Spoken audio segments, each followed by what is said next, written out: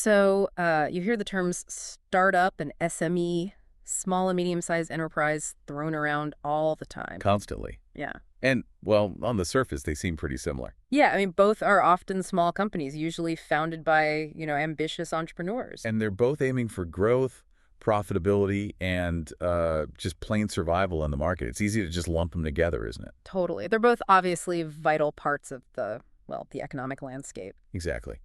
But what if the real difference isn't just about size or how old they are?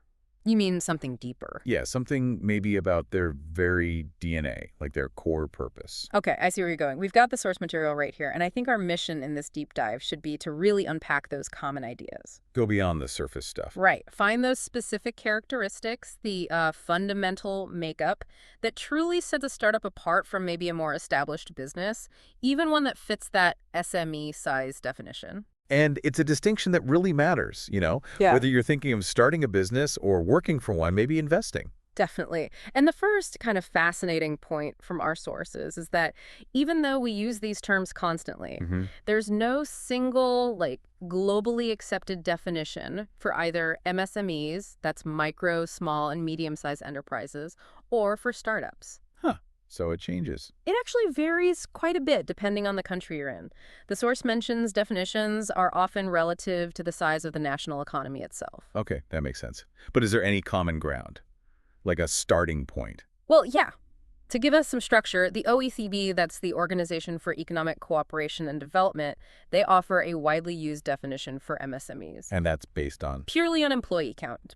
Pretty straightforward. Okay, so what are the numbers? So the OECD definition pegs MSMEs as companies employing up to 249 people. 249, got it. And they break it down further. Micro enterprises have 1 to 9 employees, small have 10 to 49, and medium are 50 up to 249. Right, so that gives us a pretty clear, widely accepted size benchmark for the SME side of things. Micro, small, medium. Exactly. Now, when you switch gears and think about a startup, what comes to mind? Often it's that image of, a young, super driven person looking to make a huge impact. Like the Mark Zuckerberg image the source mentions. Though, yeah, they rightly point out not all founders fit that exact mold. Right. But okay, we have the SME definition based on size. So what about startups? Are they just defined by being young and small? Well, that's where it gets interesting. The source highlights that while, yes, startups generally do fall into the micro or small categories based on their early size and age, that's not the defining thing. It's not just youth or size. No. It's their innovative approach. That's the key phrase. Innovative approach, meaning what exactly? New tech. It could be cutting-edge technology, yes. Or it could be a completely new business model. Often it's actually both. And the crucial part is that this innovation is what allows them to potentially scale incredibly fast. They're aiming for a huge economic impact through really rapid revenue growth and, hopefully, job creation. Okay, that makes sense. And the source actually gives some really concrete criteria used in an EU definition for startups that kind of help nail this down. Oh, yeah. Like what? Okay, so to be a startup by this definition, a business has to be established for less than 10 years. So there's the age component. Then they must introduce innovative technologies and do new business models. That's non-negotiable. Right. The innovation piece again. And finally, they need to engage a significant number of people and/or show rising sales. So you see the age and size are kind of there, but the innovation and that potential for rapid growth are absolutely central. Gotcha. So those criteria start hinting at that underlying DNA we talked about earlier. Exactly. Think about how those different goals shape the very foundation of the company from day one. How so? Well, an SME, it's typically built on a foundation of market research, studies. The founders are looking for some assurance, right? They have one of there's a market. Precisely. Existing market demand, clear cost structures, defined customers. They prioritize economic sustainability, profitability, ideally from the start. Which often leads to maybe slower, more predictable growth, often within a specific region. Yeah, often geographically limited, optimizing a known path.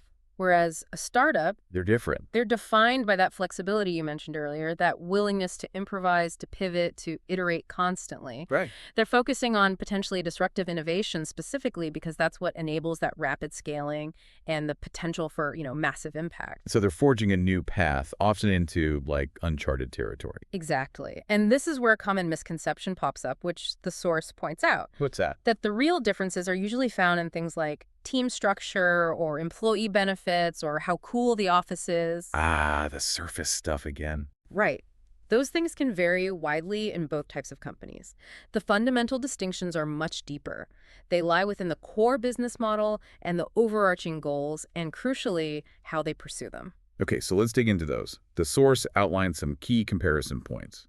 It does, and they really lay bare the fundamental differences in their, let's call operating systems. All right, lay them on me. First up, the fundamental goal of the business. Okay. For startups, the goal is almost always high growth. It's about scaling rapidly, disrupting existing markets, achieving significant size and reach fast. What's this? Versus established businesses, or SMEs, where the primary focus is usually on building and maintaining a stable, profitable business. They prioritize sustainability, steady, predictable performance. Great. Stability over rapid scale. Yeah. And that focus on high growth for startups, Yeah. that must lead directly to a much higher level of risk, right? Absolutely. They're often treading new ground, trying to convince customers to adopt something totally novel, maybe challenging existing habits. It's inherently risky. Whereas SMEs are generally lower risk because they're operating within established models, known demand. Generally, yes. Which leads us right into the next big difference. Funding. Ah, yeah. This is crucial. How they get the money. Exactly. A startup's ambition for high growth and its inherent high risk often means traditional funding, like a bank loan, just isn't suitable or, frankly, enough. They need more. They often need large-scale funding to fuel that rapid expansion and navigate all that uncertainty. So they seek investment from venture capitalists, angel investors. That's the money specifically looking for those high-risk, potentially disruptive companies, isn't it? The ones with the promise of a massive return. Precisely. Hoping for that huge payout, maybe culminating in a public offering, an IPO, down the line. Okay, and SMEs. SMEs, being focused on sustainability and lower risk, often with a proven model, they're much more likely to be self-funded, maybe financed by family and friends, or through those traditional bank loans that value predictability and, collateral. It's a funding path that reflects their more stable, predictable needs. Completely different worlds, really. Totally. And then there's the product or service itself, another key differentiator driven by that innovation focus we keep coming back to. How so? Well, startup products are often tied to advanced technology, maybe AI, biotech, whatever's cutting edge. And they're constantly changing, improving through rapid iteration, user feedback loops. Always evolving.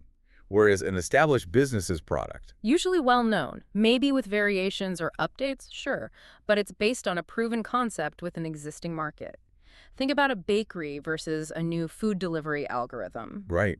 Known versus potentially groundbreaking but unproven. And that affects the customer too, I bet. Absolutely. Who are they selling to? The customer journey is different. Startups often have to find and define completely new customers. They have to convince people. Yeah, convince them to adopt something potentially unfamiliar or disruptive. Sometimes they're even educating the market into existence. That sounds tough. It can be. Established businesses, especially SMEs, generally have mostly defined customers. The market exists, people know they need bread or accounting services, and the business is serving that need within known parameters. Okay. Which brings us right back to the core, doesn't it? Well, the business model itself. Exactly. A startup's model is typically new, designed for rapid growth, often meant to be disruptive and highly scalable. They're forging that new path again, trying to capture a large, maybe even global market quickly. Right. While an established business, or SME, is usually working within an existing, proven business model, they're optimizing for efficiency and profitability within that known model, often focusing on a specific geographic area or a market niche. The source had a good example for this, didn't it? Yeah, the restaurant example. A restaurant is a classic, established, proven business model, right? Sure. People need to eat. They understand restaurants. There's existing market demand. Potential customers already exist. You can probably get a traditional loan for it if your plan is solid. It's understood. But, say, a new service using entirely new AI technology to predict restaurant demand, and optimize supply chains in a way that's never been done before. Ah, okay. That sounds like a startup. Very likely. They have to convince completely new customers, maybe the restaurant owners, the suppliers, to try something unfamiliar. Which makes market entry much more challenging, much higher risk. But also offers that potential for exponential growth if they succeed and can scale that technology globally. Okay, right. So pulling all this together then, the innovation focus, the high growth ambition, the different risk levels, the distinct funding paths, the product approach, the customer dynamic, the actual model they operate on. What does this all mean for you, the listener? Yeah, whether you're looking at these companies, maybe thinking about working for one, investing your own money, or even launching your own venture. What's the takeaway? It means the difference isn't simply about, how many people work there or how long they've been around, although those things can be correlated. It's fundamentally about the DNA of the business model, isn't it? Exactly. The level of innovation they're chasing, the speed and scale of growth they're aiming for, their tolerance and strategy for dealing with risk, and the whole funding approach that supports that unique trajectory. Understanding these distinctions helps you better analyze what a company's really trying to do and the specific challenges they're likely facing. Are they building something sustainable and predictable in a known market? Or are they shooting for something potentially disruptive and high growth, even if it comes with significant risk of failure? It clarifies the different paths a business can take and maybe why they make the decisions they do along the way. Absolutely. And look, both types of enterprises are absolutely vital to the economy. They both provide jobs, innovation in different ways, goods and services we need. No question. But our source material makes it really clear their core operating principles and their ultimate goals diverge pretty significantly.